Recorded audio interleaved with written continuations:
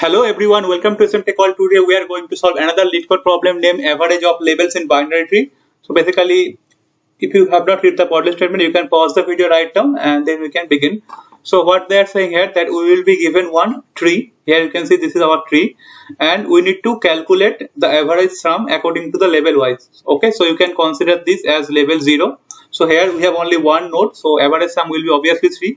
But if you consider the label 1, so since 3 have two child, left child and right child, so we need to consider both of these nodes 9 and 20. So in this case our average sum is 9 plus 20 by 2, that is 14.5, and we need to add that in our result list and we need to return the same. Similarly for this level 2, right? So here since 9 has no children, so we need to just consider 15 and 7 and then we need to return the average of 15 and 7 and then we need to return the result. So it is pretty straightforward, you can understand, right? So we need to traverse the tree level wise and we need to calculate the average sum and we need to return the output. Okay, so there are a couple of ways to solve this problem. So today we are going to see the since it's a level wise traversal, probably we will try to solve it using BFS, that is breadth first search. So basically breadth first search works in level wise only.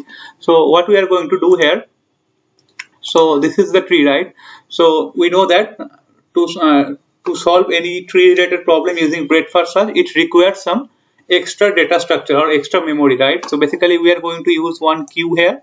So you can consider this as our queue, and you know that in queue queue has the property like this, right? First in, first out. So from the one side we used to insert value in the queue, and from the other side we used to remove value, right? So it is queue is always first in, first out. So we are going to use queue only, right?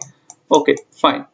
Now what next? So at first we need to traverse this level, then we will traverse this level, then we will traverse this level, right? 0, 1, and this is 2. Okay, so what we will do, we will pick the first node, right? That is 3, and we are going to insert that in our queue. Okay, so our queue will contain 3. Okay, fine. Now initially my queue will contain only 3. Okay, now we are going to remove 3 from the queue and we are going to add the value in our sum variable or in our list. Okay, so we are done with one level and we got one average value that we are going to store in our result list. Okay, so 3 is 1. Now I remove 3 from our tree, right?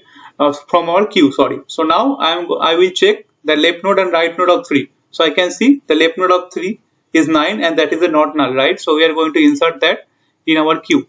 Then again we are going to insert 20. Okay, fine. Now again we will again remove 9. We will pull 9 from the queue and again we will check, okay, that whether 9 has any children or not. Okay, so again I can see that 9 has couple of children, right? Sorry, yeah, so 9 has no children, right? Now I got one value that is 9. Now again we will remove 20. Okay, so again we will remove 20 from our queue. Fine. Now again we will check for 20 right now. Okay, so again I can see 20 has two children, that is 15 and 7. We are going to insert the same in our queue, and we know now this is my second level or first level, right? So now we can calculate average easily, right? 20 plus 9, it is 14.5. So like this we can solve it easily using BFS. Okay, so what will be the time complexity if we use this approach? So in general you can see we are going to traverse all the node once, so time complexity will be order of n, and in case of space complexity will be order of m, where m will be the queue size. Okay, so we will again try to discuss the time and space complexity later. So but basically this will be our approach to solve this problem. Okay, so let's quickly try to write the code for the same and then we will see it once again. Okay, so as I told you that we are going to use DFS here, so we need to declare one queue. Okay, so let's declare the queue first, and our queue is going to contain or is going to store the tree node, right? So data type should be tree node, and let us name it as queue only, and let us quickly initialize the queue. So we are going to use a linked list implementation of the same. Fine. Now what else? Now we we need another list, right, where we are going to store this average result. Okay, so let's take another variable called list, and in this case we are going to store double here. Let us name it as result, and let's again initialize it as linked list only. Okay, fine. Now what next? Okay, so apart from this, do you need anything? I think we don't need anything. Let's quickly offer our first root node to the queue. So queue comes with one inbuilt method, that is offer. Basically it will insert the particular node into our queue, right? So it will be queue.offer then root. So initially we are going to add root node in the queue, right? Now we need to run one while loop.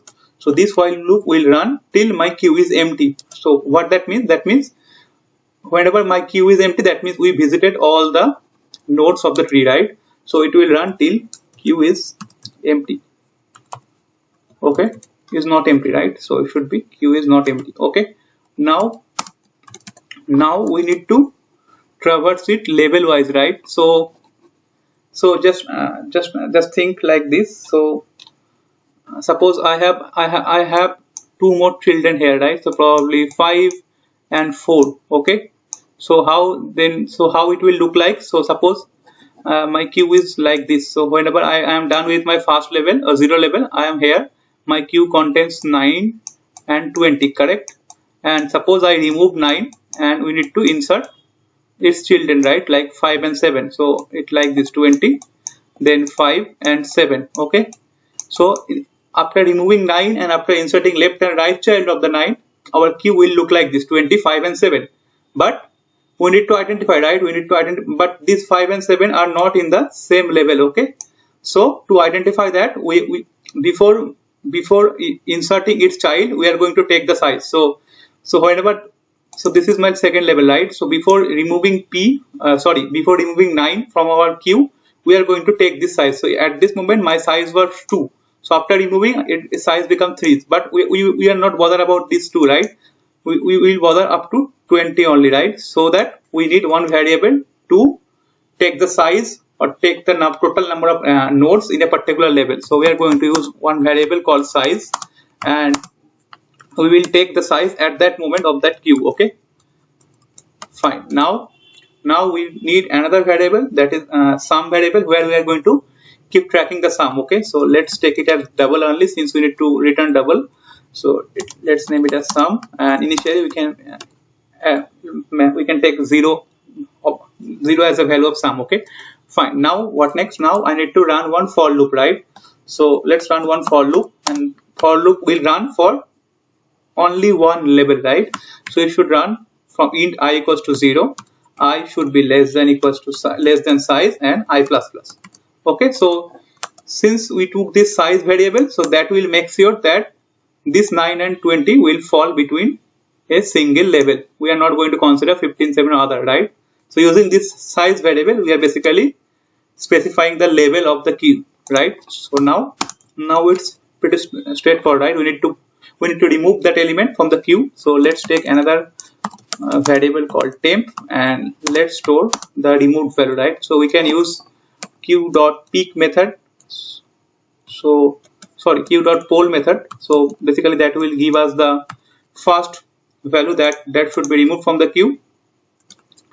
Fine. Now after getting the value, we need to add the sum, right? So we will recalculate our sum.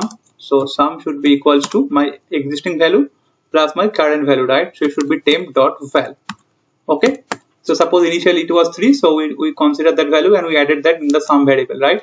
Now what next? Now I need to insert these two children, right? 9 and 20. So we are going to insert if and only if my children is not null. Okay. So I will check that if my temp.left is not equals to null, then we are going to insert that in our queue. So we will again use queue.offer, and we are going to insert that temp.left. Cool. Now we will do the same for right also, right? So we check temp.right, and I will check that if it is not equals to null, then again we are going to add the same in our queue. So it should be queue.offer, and again it should be temp.right. Okay. And once we are done, that means this for loop will make sure that we traverse all the nodes for a particular level. Okay, so once we are done with this for loop, now we can easily calculate the average, right? So let's take another variable called average, and now let us typecast it to double. So what we will do, so we will this is our sum, right? So sum, and this size will contains the total number of nodes, right? So it should be sum by size. Okay, and after that we need to insert this value in our result, right? Result list that we need to return. So it should be result dot add avg. Okay, fine, and at the end we can easily return the result, right? And what else? Are we missing anything? I think it looks good. And we can add some edge case condition also, right? Suppose if I see that my root is equals to null, then we can directly return result from here. We don't need to check anything, so we can return like return result. Okay, basically the blank list. Okay, so let's quickly run the code and see whether it's compiling or not. Okay, I think it's compiling and it is giving us the expected answer for the first input. Okay, so let's quickly submit the same also. Okay, our solution is accepted and it's waiting this number. It's running in 2 milliseconds. Okay, so I think that's pretty much for the code. So if you check the code, as I told you earlier also, that we are running, that we are visiting each and every node at once only. So the time complexity will remain order of n, and space complexity will be order of m, because space complexity basically depends on the total queue size. Okay, I think that's pretty much for this video. If you like this video, please do subscribe to our channel, and if you still have some doubt, you can ask me in the comment section. Thanks for watching. Bye.